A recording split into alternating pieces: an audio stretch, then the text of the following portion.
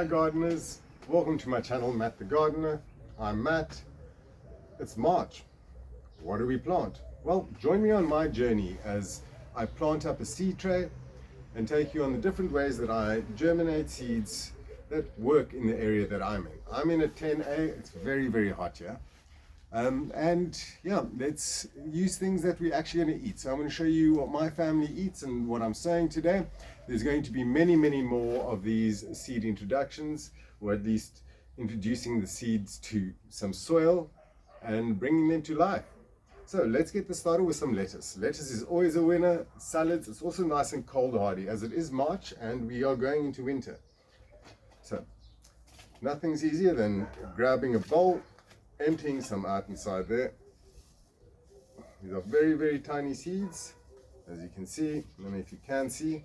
I'll work on camera angles as things go further and progress. So, this little stick, simple thing, make little holes. With lettuce, I try and get one seed per hole because it's going to grow up nicely. If you want, you can have two inside there, you just got to cull the one. I have to watch what I'm doing, so if I'm not facing the camera, excuse me. As you can see, I'm pretty new at this YouTube thing. But as you guys are going to learn, I'm sure I'm going to learn how to, well, present better and take you on the journey the way I feel about it, I guess. 1, 2. So there's a couple in there. Like I said, if too many go in, don't worry, you can always thin them out at a later stage. Some people do split their lettuce. I don't really enjoy that because you tend to damage the roots. And well, good roots, good fruits, I guess. Some of the things that I always say. Keep your roots healthy, keep your soil healthy, and the plants and Mother Nature will do, well, most of the work really. You just got to look after them. So, giving them an environment that they're going to be happy in. Okay, there's that one done. That's butterhead lettuce. It's quite popular. A lot of people do enjoy it. A lot of people don't. They say it's very bitter. Pop those seeds back. You should never, ever, ever waste seeds. You never know when you think, oh, I remember growing that, and you go look for your seeds, and then you eventually find it. Okay. Oh, see, I almost forgot something. Labels. I always forget them.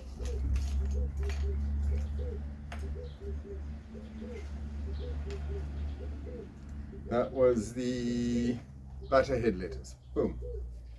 That goes right there. See, we're all human.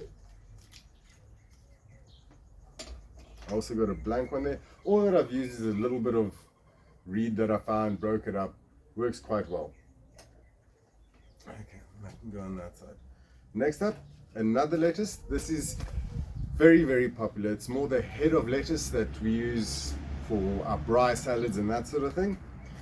I don't think you can ever have enough, actually. Okay, there's still a couple seeds left inside here, and I really don't want to get them mixed up, which I have done before. It wasn't disastrous, but I just planted some things in the wrong spot. Okay, so here we got some more lettuce, but the Great Lakes, the head of lettuce, that's quite common. Let's see those out. Now, before I forget again, I'm actually going to pop the label straight in. Where's that other? Ah, there it is. Okay, and this is lettuce, Great Lakes. Pop that inside there so I don't forget. Back to my handy stick. And I'm going to be making little holes. Guys, I don't know if you can really see it, but I'm not going deep at all. That's less than a centimeter. This is a very, very small seed tray, and I'm going to be succession planting as well. For those of you who are brand new to gardening, succession planting means that you plant every couple of weeks so you continuously have a crop. So you can continuously eat. I mean, we don't decide we're not going to eat this week. So, okay, time to get these seeds in.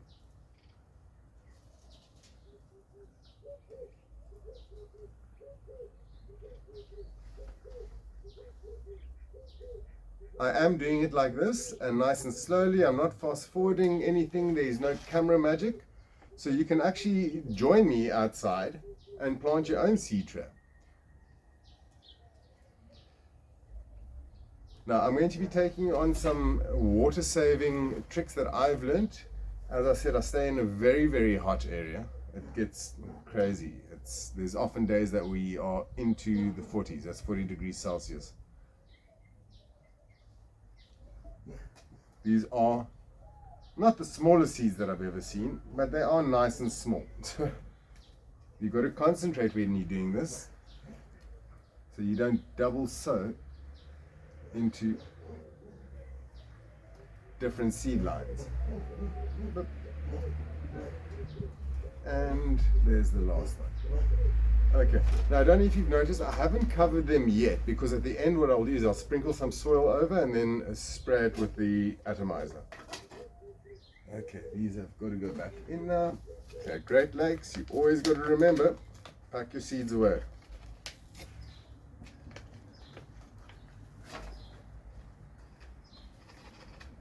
Okay, none left inside there.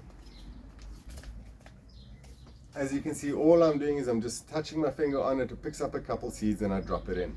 Okay, so next, one of my favorites, because it doesn't only look pretty, but it grows quite quickly in the right conditions. It also does quite well in the shade. As long as it gets a couple hours of even dappled sun, it'll do perfectly well. That's Swiss chard. Looks really, really cool. It's colorful, brings a lot of color to the garden. Okay, so let's label. Boom, label goes in, handy stick, give it a prick. Boom, boom, boom, boom.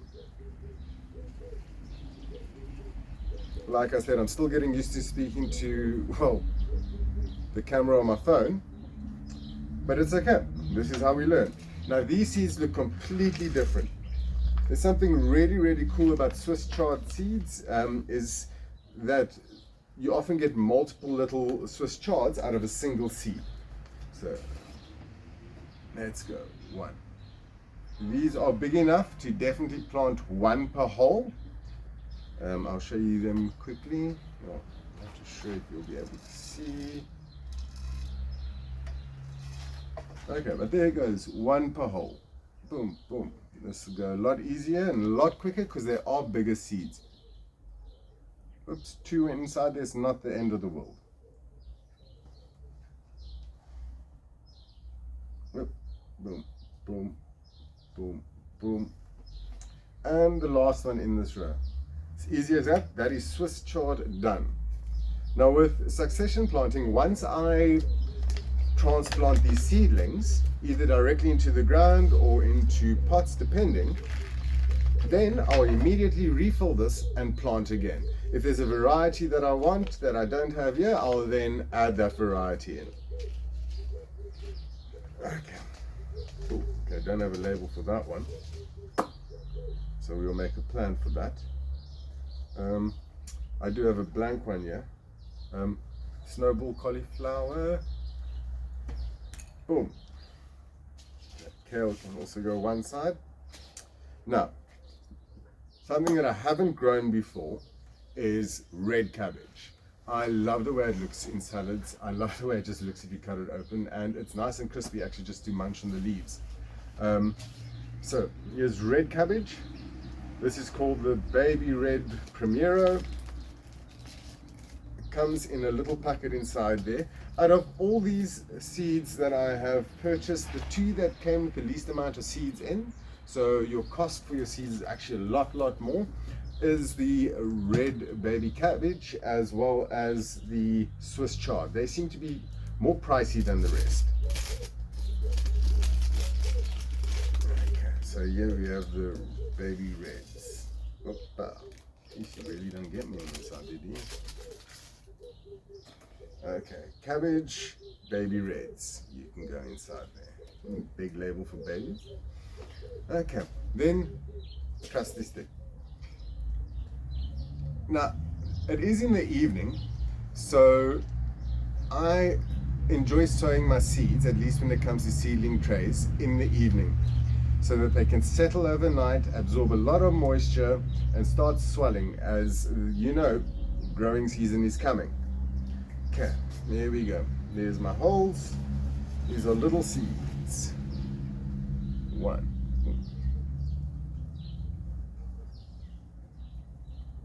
Guys, if there are any tricks that you use in your area, do let me know. As we go through, I might touch on some of the tricks that you do use. And yeah, so if there's something that you do that you're not seeing me do, drop a message in the comments. Maybe I'll touch on it the next time around. Ooh, boom. Boom. Boom. Just concentrating because these are very small seeds, and as I just said, they are of the most expensive. Well, not most expensive seeds, but of the more expensive ones that I am planting here.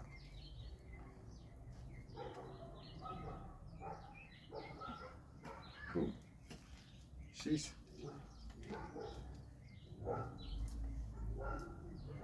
As you'll see at the end, I do cover my seedling tray with sort of a makeshift little humidity dome, which could be anything. I'll give you a couple examples that I've used in the past, but really it's just to cover it up and make sure that the seeds are in a nice, warm, and moist place. Got to be dark as well.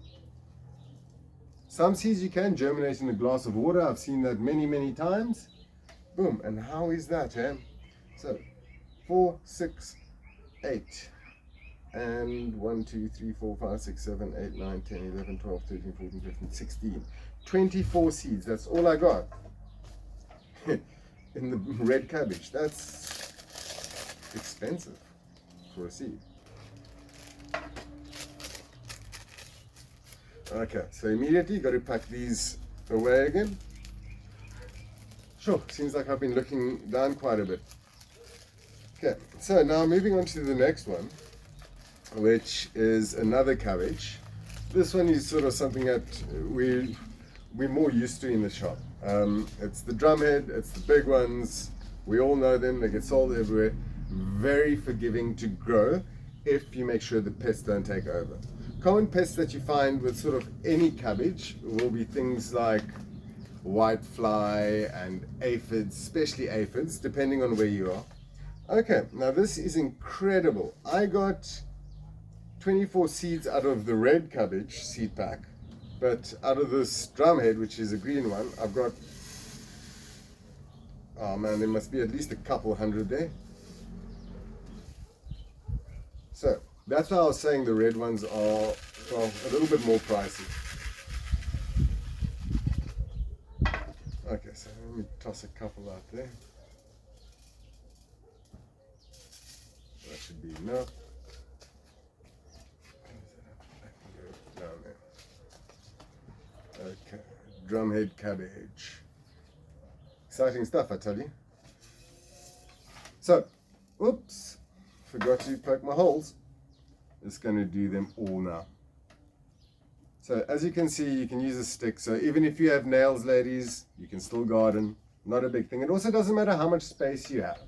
Even with the smallest amount of space, a windowsill, your maintenance of the care is slightly different, but it's possible to grow herbs in your kitchen. Your kitchen is usually quite a warm space because you do cook inside there. There's some herbs that you can grow in your bathroom as well.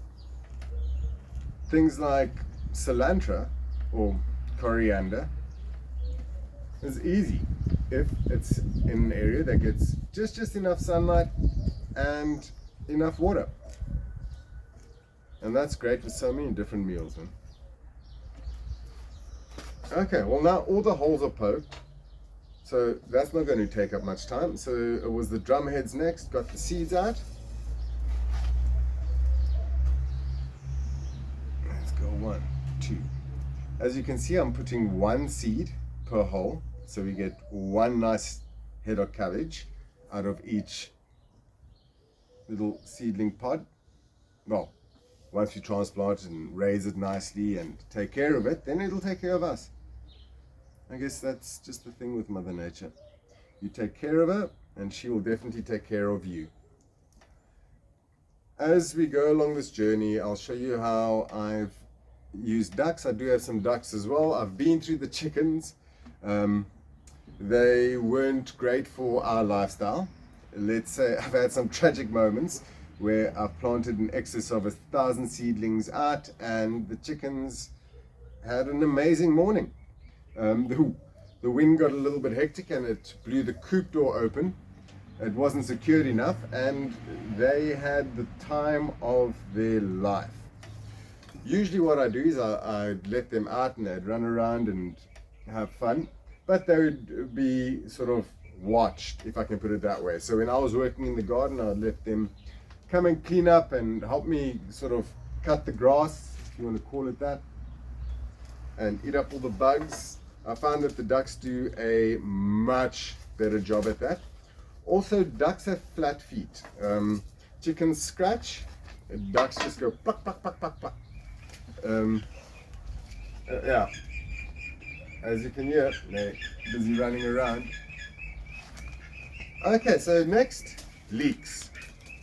Leeks are important. Winter's on its way. I love a leek and potato soup. We don't really freeze out here, but what does happen is it gets awfully cold. Over the last 3 years that I've been in my area, I've seen 1 or 2 mornings where there's been the smallest amount of frost on the grass. But at the end of the day, winter does get cold, and this is why we're planting sort of cold, hardy plants at the moment that are forgiving.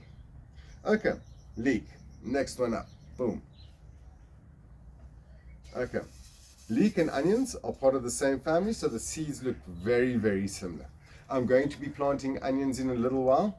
With leeks, you can pop 2 or 3 into the same thing or into the same hole, or you can just plant one. I'm going to plant 1 in each, okay, because I've seen some really cool tricks how to extend the actual fleshy part that we use in the soups and that. And that'll be coming up. Well, not today, but in future episodes.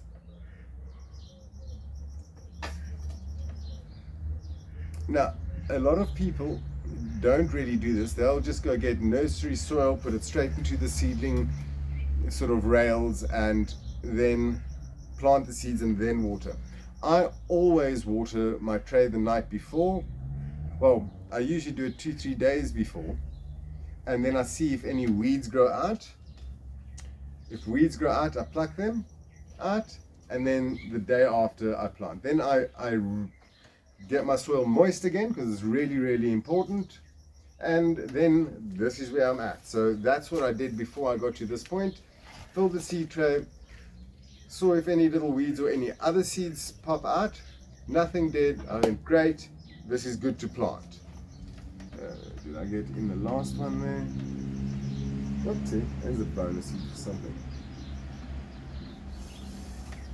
Okay, there we go. I've got to go make some more labels. I'll be back right now.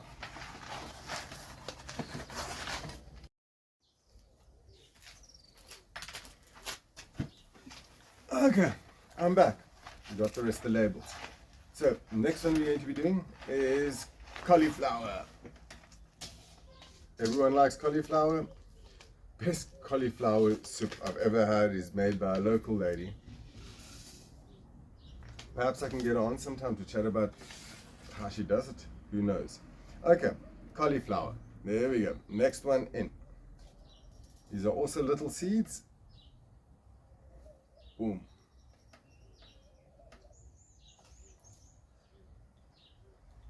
Cabbage, cauliflower, broccoli, they're all brassicas. They all come from the same type of family, so all the seeds look very, very similar. If I were to mix them up, it would be near impossible for me to tell. Some spinach seeds are just a little bit more black. These are a little bit more red, but still, it's near impossible. I would bet that if I had a jar full, there's not a human in the world that could tell the difference just with their eyes. Remember, 1 each, 1 seed into each with this one. Some seeds you can plant double. Tomatoes you can plant 2 or 3, and then you just cut out the weaker ones. The strongest ones survive. As a general, it'll be one of the better ways to get strong tomatoes. Many things you can't always look at 1 seed, 1 plant as such, because Mother Nature sometimes, not everything germinates. I guess it's like anything else, there's no 100% perfect, eh? Okay, boom, that's in. Last one's packing seeds away. Then it's the last row. Let me just get these back inside there.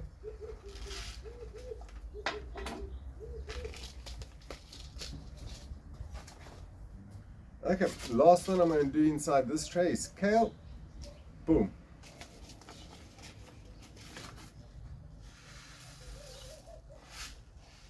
Okay, let's get these seeds in quickly so we can move on to onions, because that's a little bit different. Yes, we're going to be planting brown onions.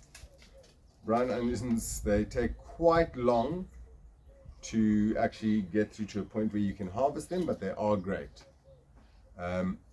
As I'll take you through, different plants take different lengths of time depending on, well, what it is.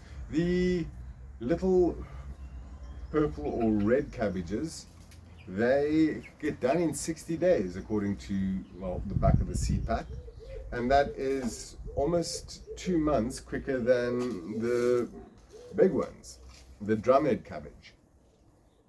I guess they are bigger, so they would take a little bit longer to grow. In the same sentence, the purple one is, to me, a little bit sweeter. Not everyone agrees with that, but each to their own. Guys, an important thing is plant what you eat. It is pointless having a garden full of leeks and you don't even like the thing. So when you're picking out seeds and that, make sure you're actually picking things that you're going to eat.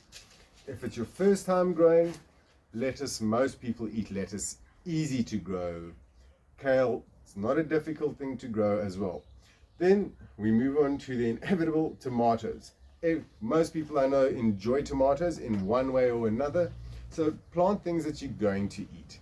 Okay, now that that is all planted, what I do is I grab a shovel.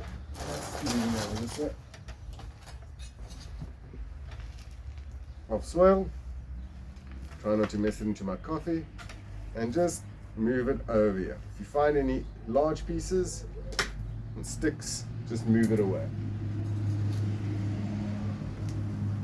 Lots of people sift. This is sort of second-hand soil that I'm using, which is fine. The plants don't know the difference as long as there's enough nutrients and your quality of your soil is good enough. I add from worm castings to compost to natural biology as well. At seedling stage, they don't really need much. You can plant it in an inert substance like cocoa or hydroton or just perlite, depending on your growing methods, and they'll do just fine. It's why seeds are there, so that they have enough energy to survive until the roots have established themselves and they can start feeding the plant. Okay, I give it a light tap. Now this is something that I do with seedlings.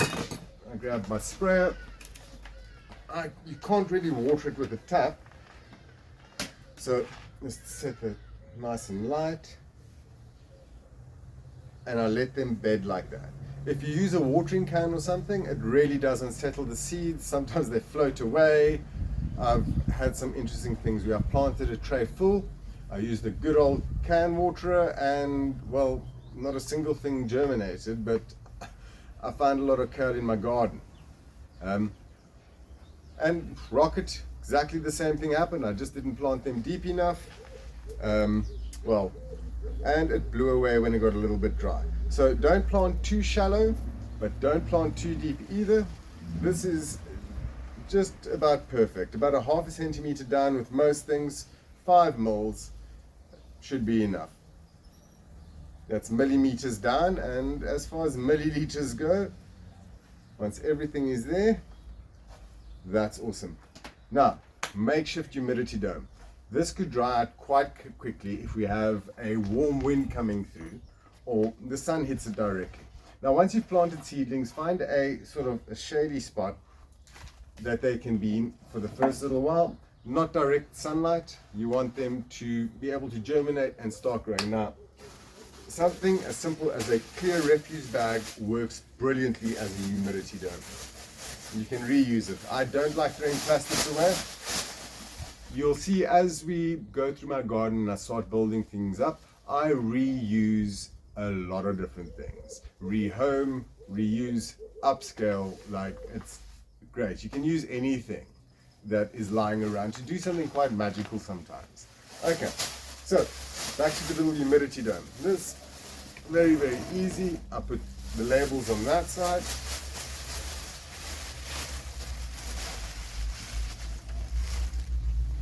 It's over.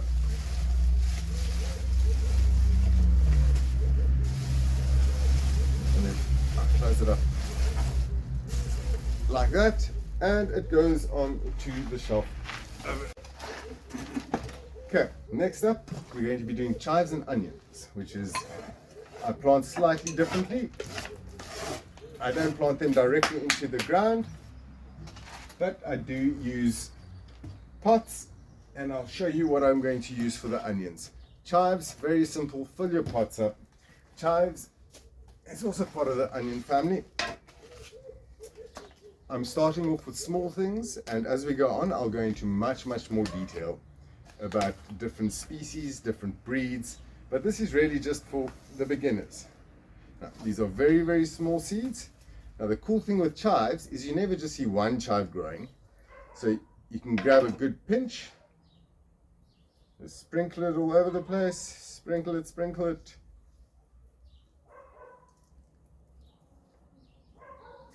Can't really overplant those. Obviously you're not putting a teaspoon of seeds in a little pot like this. And then a little bit of soil over the top. Boom. Stick out, don't need you.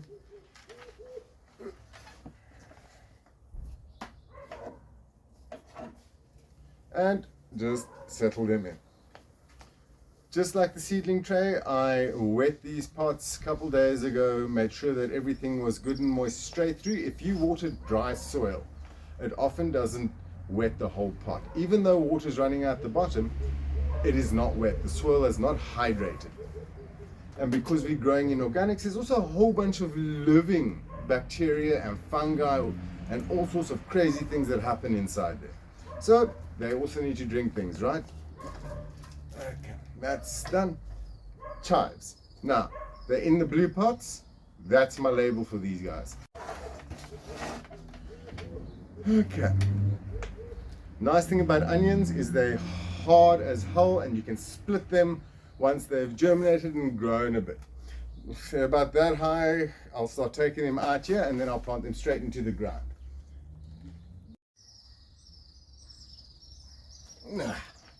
Found you. So I do not use this little container that I use with onions. I pop them in my hand. It's lots of little black seeds, and I just sprinkle them.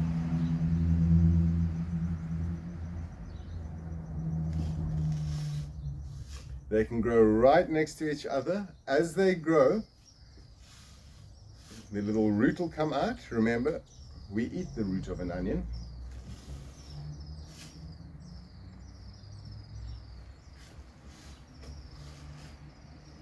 And as you can see, I'm not being shy with the seeds at all. Nothing better than a couple hundred onions in a corner of your garden that you almost never go to. It's one of these crops. These take quite long, according to the seed pack. 180 to 240 days, 6 months for an onion. Sometimes I wonder why they're not priced more in the shops. Okay, so there we go. And then I just take a little dusting. I just dust all of these in. Okay. You don't want to move up and down or rake all to one side because they'll all grow on this side. So I literally just wiggle it in, shake it up, get them to bed nicely. Yes, there is a science behind planting seeds, but sort of the first seed planting I'm doing with you guys, so I'm showing you how the simplest, easiest ways, and sometimes the craziest ways of just planting things. Okay, there we go. Onions are done. Now I'm going to be moving into the garden. I'm going to be sowing carrots directly in the ground. You ask yourself why? Well, pretty much the entire taproot is what we eat with a carrot. So You don't want to stop that from growing down. You want it to be in nice, soft soil. See you soon. Okay, we're in the garden. We're planting carrots. The reason why I plant carrots directly in the ground, like I said earlier on, we eat the taproot. Okay, one thing that I want to show you with these seeds particularly is they have a coating on them, which is often an antibacterial, antifungal. What I have noticed is the ones with the coatings on do tend to germinate at 100% or at least 99%. Okay, what I do is I grab a little stick, let's make a little gully, make sure it's nice and soft.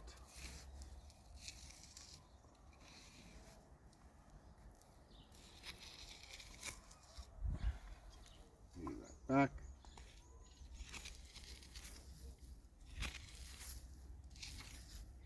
I compost it over the mulch just before winter. It's a great thing to do. As long as you're getting rain and there's a bit of compost, you're going to do all right. Okay, now a little trick that I've learned with carrots is you pinch the side and you just give it a little shake. It doesn't matter if they're next to each other, because as they grow, we'll thin them out and make baby carrots, which is great.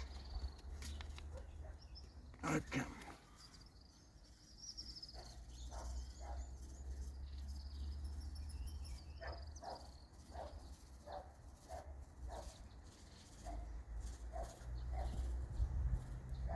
The nice thing about the green is you can see it in the ground.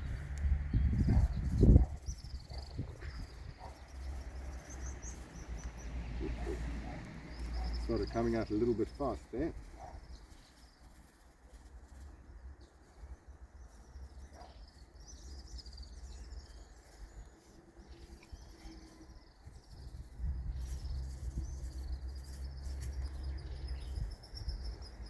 Almost dropped all the seeds.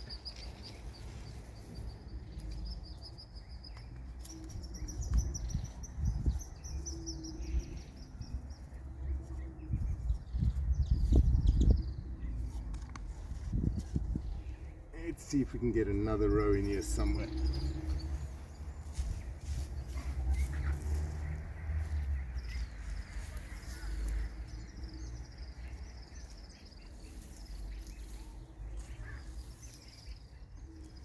Little handy trick that I do is I use straw to mulch. When it gets super hot, it actually keeps the roots nice and cool, which is quite important. Roots get too hot. If roots get too hot, your plants won't grow.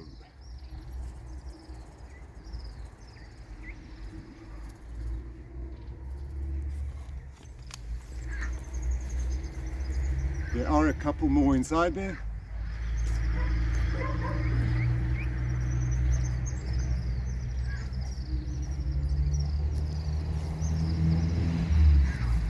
As you can see, I like keeping things simple, easy. Anyone can do this sort of thing.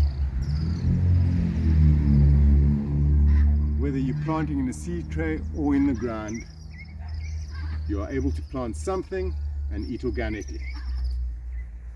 Just covering these guys up here. They just need a light covering.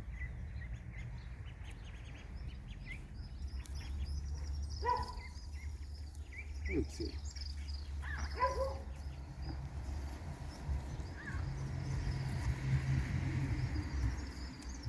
And we'll keep an eye on the progress that these little fingerling carrots make, and I'm sure soon you'll be enjoying a salad with me. Guys, back to the desk.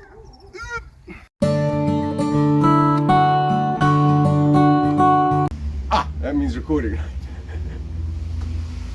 Guys, back at the desk. It's the next morning. The sun ran away from us yesterday while recording. So thanks for joining me whilst I planted a whole bunch of seeds, not only directly in the ground, but also into my seedling trays. Guys, join me with my next video. Don't forget to share, like, subscribe. Let's see how we can build this up together. Next video I'm probably going to do is going to be all about grenadellas. So yeah, keep watching, subscribe so you get the notifications. See you on the next video.